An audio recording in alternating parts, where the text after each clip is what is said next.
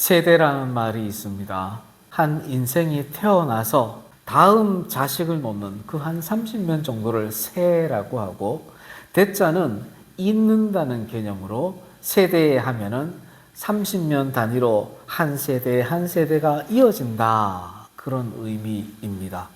예수님께서 말씀하시는 세대는 또 다른 의미가 있습니다. 인류가 생존해 있는 그 모든 기간, 천지 창조에서부터 종말의 때까지를 예수님은 세대로 표현을 하십니다. 또한 예수님께서 살아계시는 그 공생의 기간을 예수님은 또 세대라고 표현을 합니다. 또 개인적 종말, 우주적 종말을 체험하는 그 기간을 세대라고도 표현을 합니다. 어떻게 정의하든 간에 세대라는 것은 내가 살아가고 있는 그 시점이 바로 세대입니다. 우리나라는 특별히 세대 간의 갈등이 심각합니다. 2030으로 표현하는 젊은이의 세대와 4050의 기성세대 간의 갈등, 또 이 4050 세대와 6070 간의 갈등, 또 이 4050 세대와 10세대라고 말하는 사춘기 자식 간의 갈등, 끊임없이 이어집니다. 그렇게 본다면 4050 세대는 참 불편한 세대죠. 내부적으로도 또 외부적으로도 항상 갈등의 중심에 서 있습니다. 이 세대 간의 갈등은 세대 내의 갈등도 있습니다. 2030 세대의 내부적으로도 젠더 갈등이 있고 빈부의 갈등이 있죠. 4050 세대 내부적으로도 마찬가지, 6070 세대 내부적으로도 이 젠더 갈등, 빈부의 갈등, 이념의 갈등이 끊이지를 않습니다. 세상에서만 그럴까요? 교회 안에서도 그렇습니다. 진리와 거짓의 갈등이 있습니다. 세상에서 진리와 거짓의 갈등이 있다면 이해가 되죠. 성도들이 세상에 나아가서 진리를 선포할 때 거짓이 싸움을 걸어온다는 것, 그건 당연히 있을 수 있는 일이죠. 그런데 교회 안에서도 진리와 거짓의 갈등이 있다는 겁니다. 참 선지자와 거짓 선지자의 갈등도 교회 안에서 빈번히 일어납니다. 세례를 받은 사람과 세례를 받지 않은 사람들의 갈등도 다름 아닌 교회 안에서 일어납니다. 세대 간의 갈등은 세상만의 문제가 아니라 교회 안의 문제이기도 합니다. 그래서 예수님께서는 예수님이 계신 그 공간에서, 그 세대 속에서 이 세대를 향하여 악한 세대라고 표현을 하시는 겁니다. 교회로 말한다면 예수님이 계신 그 교회 공동체를 향하여서 악한 교회 공동체라고 표현한다는 겁니다. 얼마나 충격적입니까? 예수님께서 이 세대를 어떻게 평가하셨을까요? 먼저 7장 32절입니다. 아이들이 장터에 앉아 서로 불러 이르되 우리가 너희를 향하여 피리를 불어도 너희가 춤추지 않고 우리가 곡하여도 너희가 웃지 아니하였다 함과 같도다. 예수님께서는 장터에서 결혼식 놀이, 장례식 놀이를 하는 아이들을 비유하시면서 이 세대를 회개와 구원에 무관심한 세대라고 질책하고 있는 겁니다. 피리를 불고 춤을 춘다는 것은 결혼식의 그 기쁨을 의미합니다. 구원의 기쁨을 의미하는 겁니다. 애곡을 하고 울음을 드러낸다는 것은 장례식의 슬픔을 표현하는 겁니다. 회개의 눈물을 의미하는 겁니다. 장터의 아이들이 이렇게 애곡하고 춤을 추며 피리를 불어도 아이들이 반응이 없다는 것은 예수님이 이 땅에서 복음을 선포하고 회개를 선포해도 그 소식에 무감각하다라는 것을 질책하는 겁니다. 이 세대가 구원과 회개에 무관심한 세대라고 질책을 하고 있는 겁니다. 우리를 한번 돌아볼까요? 여러분들은 어떻습니까? 강단에서 선포되는 회개의 말씀, 구원의 말씀, 사실 이것보다 우리가 바라는 것은 축복의 말씀이잖아요. 현실이 그렇잖아요. 우리가 오늘 본문 말씀에 나오는 장터에서 결혼식 놀이, 장례식 놀이하는 아이들의 그 소리를 듣고 무감각한 반응을 보이는 사람들과 다를 바가 없는 겁니다. 30절입니다. 바리새인과 율법 교사들은 그의 세례를 받지 아니하므로 그들 자신을 위한 하나님의 뜻을 저버리느니라. 아멘. 이 세대를 향해서 하나님의 뜻, 하나님의 말씀을 거역하는 세대라고 평가하십니다. 거역한다라는 말 속에는 전제가 깔려 있어요. 어떤 전제가 있어요? 듣는다라는 전제가 깔려 있고 알고 있다는 전제가 깔려 있습니다. 거역하려면 들음이 있어야 되고 알고 있을 때 거역할 수 있어요. 무지해서 자기 멋대로 행위하는 사람을 향해서 거역한다라고 표현하지 않죠. 그러면 거역하는 사람은 누구겠어요? 유대인들이죠. 예수님께서 말씀하시는 것을 거역한다는 것은 누가 거역한다는 거예요? 세상 사람들이? 아니죠. 세상 사람들은 거역이라는 단어 자체도 몰라요. 거역은 누가 하는 거예요? 성도들이 하는 거예요. 성도들이 듣고 있고 알고 있기 때문에 거역할 수 있는 전제가 되는 겁니다. 저와 여러분들이 하나님의 말씀을, 예수님의 말씀을 거역하는 존재라는 겁니다. 두렵잖아요. 예수님은 이 세대를 향해서 거역하는 세대라고 평가하시는데 바로 저와 여러분을 향해서 질책하시는 말씀입니다. 회개하라, 천국이 가까이 왔느니라. 회개의 물세례를 받으라고 세례 요한이 그렇게 외쳤지만 사람들은 외면합니다.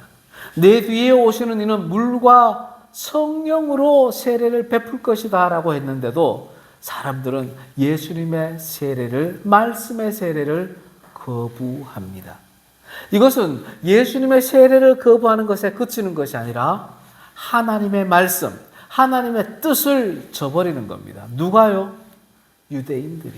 그것도 누가요? 바리새인과 율법 교사와 같이 나름 성경을 잘 알고 있다는 사람들이 거역을 하는 겁니다. 우리 성도들도 마찬가지입니다. 대부분의 거역은 알만한 사람들이, 충분히 들었다고 인정하는 사람들이 거역을 합니다. 세례 받은 사람들이 거역을 하고 세례 받아야 될 사람들이 거역을 하죠. 바로 우리가 그런 거역하는 삶을 살고 있다는 것을 예수님은 우리에게 질책하는 겁니다. 또한 예수님은 이 세대를 향해서 악하고 음란한 세대라고 질책을 하십니다. 33절입니다. 세례 요한이 와서 떡도 먹지 아니하며 포도주도 마시지 아니하매 너희 말이 귀신이 들렸다 하더니.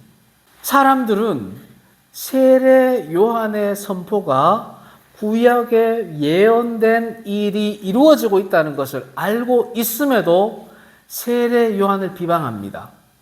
세례 요한이 지금 전파하는 것은 무엇을 전파하고 있어요? 메시아의 길을 선포하고 있잖아요.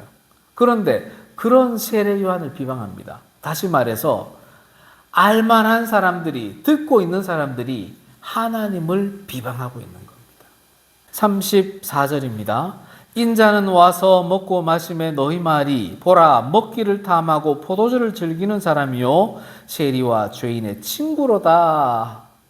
세례 요한의 선포에 이어서 메시아 되신 예수께서 이 땅에 오셔서 함께 식탁을 나누면서 가르치시고 영의 양식을 공급해 주십니다. 그런데 함께 먹고 마셔야 할 유대인들이 그 예수님을 비방합니다.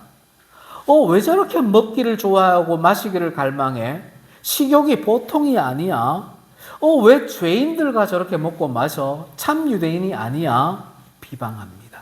예수님께서 이 땅에 오신 이유는 이 죄인들을 회개하게 하여서 구원받게 하심이 목적인데 예수님의 그 뜻, 하나님의 그 뜻을 외면하고 자기들의 기준으로 예수님을 비방합니다. 그것은 곧 하나님을 비방하는 겁니다. 그래서 예수께서는 이 세대를 향해서 악하고 음란한 세대라고 질책을 합니다. 이 악하고 음란한 세대가 급기야는 예수께 직접적인 표적을 요구합니다. 무리가 모였을 때에 예수께서 말씀하십니다. 이 세대는 악한 세대라 표적을 구하노라. 이 세대가 예수께 당신이 하나님의 아들이라면 여기서 우리에게 표적을 보여주시오라고 요구를 합니다. 표적을 구한다는 것은 단순히 표적을 원합니다. 그 표적을 보여주면 내가 예수님 믿을게요. 이런 의미가 아닙니다. 표적을 구한다는 것은 예수님을 시험하는 겁니다. 예수께서 세례 받으시고 광야에 나가서 사탄에게 시험을 받으셨죠. 그때 사탄이 뭐라고 말합니까? 네가 만약 하나님의 아들이라면 이것도 하고 네가 만약에 하나님의 아들이라면 이것도 해보라. 사람들은 지금 예수께 네가 표적을 행한다면 우리가 하나님의 아들이라는 것을 믿겠노라라고 이야기를 하는 겁니다. 그럼 예수님이 어떻게 해야 돼요? 표적을 그 자리에서 보여주셔야 돼요. 지금까지 예수님은요, 많은 표적을 보여주셨어요. 죽은 자를 살리셨습니다. 오병이어로 수많은 사람들을 먹이셨습니다. 나병 환자를 깨끗하게 하셨습니다. 못 걷는 자를 걷게 하고 눈먼 자를 보게 하시고 무수히 많은 표적을 보여주셨습니다. 표적이 없어서 못 믿는 게 아닙니다. 믿을 마음이 없기 때문에 못 믿는 겁니다. 저와 여러분 앞에 지금 예수님이 우리의 눈에 보일 수 있게 왔다가 가셔도 한 1, 2년은 믿을 수 있겠지. 그거 지나고 나면 또다시 표적을 다시 주세요 할 게 바로 우리 인생입니다. 여러분의 삶을 한번 돌아다 보세요. 제가 옛날에 직장 생활할 때 교통사고가 크게 난 적이 있습니다.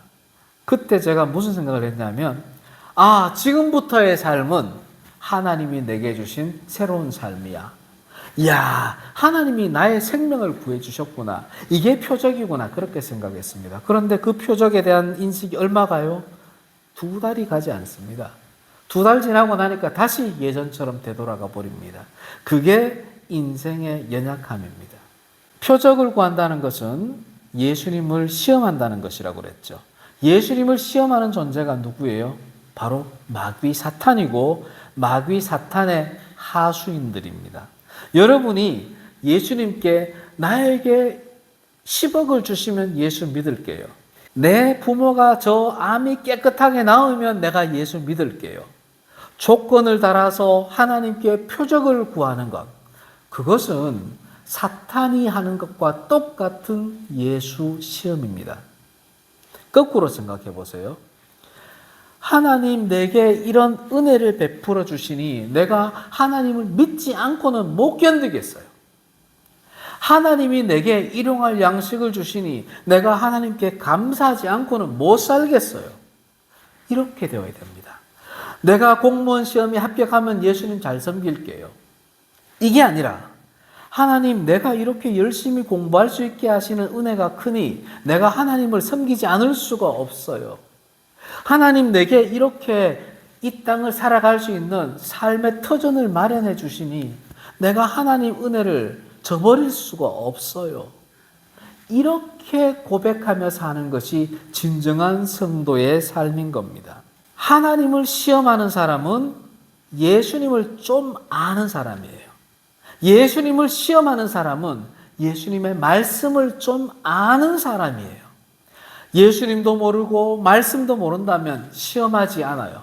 그냥 돌할매 앞에 가서 빌고 나무 밑에 가서 빌고 바위 밑에 가서 빌고 저 달을 보면서 그냥 빌어요. 그런데 하나님을 조금 알고 말씀을 조금 알고 대강 알면 그때 시험을 하게 되는 겁니다.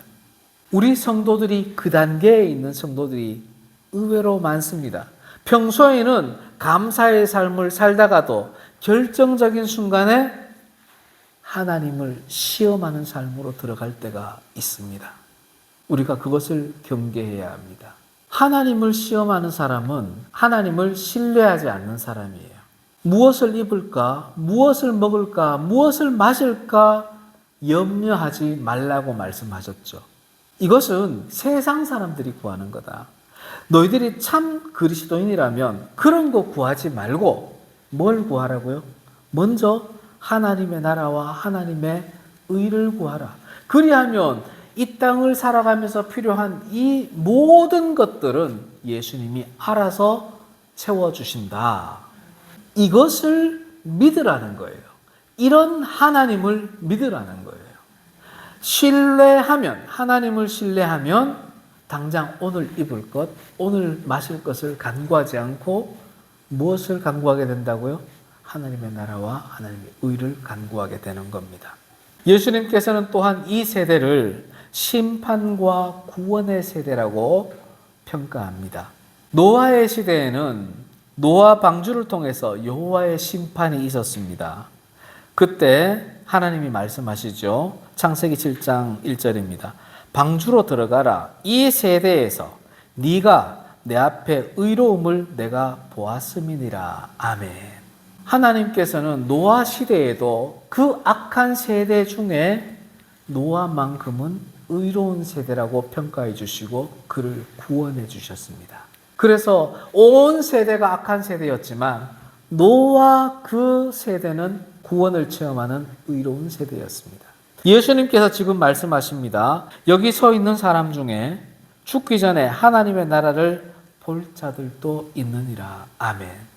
이 세대가 악하고 음란한 세대고 이 세대가 심판받을 세대이지만 이 세대 중에도 구원받을 세대가 있다는 것을 말씀하시는 겁니다. 예수님께서는 이 세대를 악하고 음란한 세대, 심판과 구원의 세대, 하나님의 뜻을 거역하는 세대, 하나님의 말씀에 무관심한 세대라고 평가하며 질책을 하셨습니다. 예수님께서 이 세대가 이런 세대야 라고 말씀하신 이유는 거기에 대한 대책을 주시기 위함입니다. 도대체 이 세대에 뭐가 필요하다는 걸까요? 바로 지혜가 필요하다는 겁니다. 세상에서는 지식, 삶, 경험을 통해서 얻어지는 삶의 방식을 지혜라고 하죠. 그래서 지혜는 누가 받아들이느냐에 따라서 의미가 달라집니다. 성도들이 생각하는 지혜는 하나님의 말씀이 되는 것이고 세상 사람들이 받아들여지는 지혜는 삶의 경륜이 되는 겁니다. 그런데 성도가 세상의 지혜, 삶의 경륜을 원한다면 세상 사람들과 다를 바가 없는 거죠. 하나님이 주시는 지혜는 말씀이 육신으로 성육신하신 예수님, 예수님이 친히 말씀하신 그 생명의 말씀, 복음, 그게 바로 지혜입니다. 그 지혜가 그저 지식으로만 받아들이는 것이 아니라 성도의 삶으로 드러날 때 지혜로 인정을 받는 겁니다. 35절입니다. 지혜는 자기의 모든 자녀로 인하여 옳다함을 얻느니라. 마태복음 11장 19절에서는 조금 다르게 표현합니다. 지혜는 그 행한 일로 인하여 옳다함을 얻느니라. 아멘. 지혜는 그냥 마음속에 품는 지식이 아닙니다. 삶으로 드러나는 삶의 형태입니다.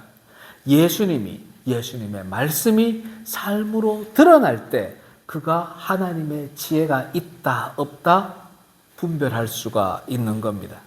예수님께서 악하고 음란한 이 세대에게 필요한 것이 또 하나 있는데 그것이 바로 변화와 분별력이라고 말씀하십니다. 로마서 12장 2절입니다. 너희는 이 세대를 본받지 말고 오직 마음을 새롭게 함으로 변화를 받아 하나님의 선하시고 기뻐하시고 온전하신 뜻이 무엇인지 분별하도록 하라. 아멘. 이 악한 세상과 구별되는 변화를 원하십니다.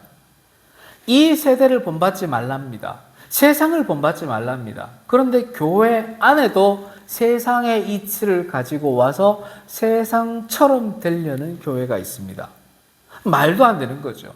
예수님은 세상을 본받지 말라고 그렇게 강조하는데 교회 안에 세상의 이치를 가지고 와서 세상의 변화를 추구하려고 합니다. 그것은 참 교회가 될 수가 없죠. 참 교회는 세상의 이치가 아니라 하나님의 법을, 하나님의 도를 가지고 적용을 할 수 있는 것이 바로 교회가 되어야 하는 겁니다. 변화하고 나서 이어지는 것이 분별할 수 있는 힘이 필요합니다.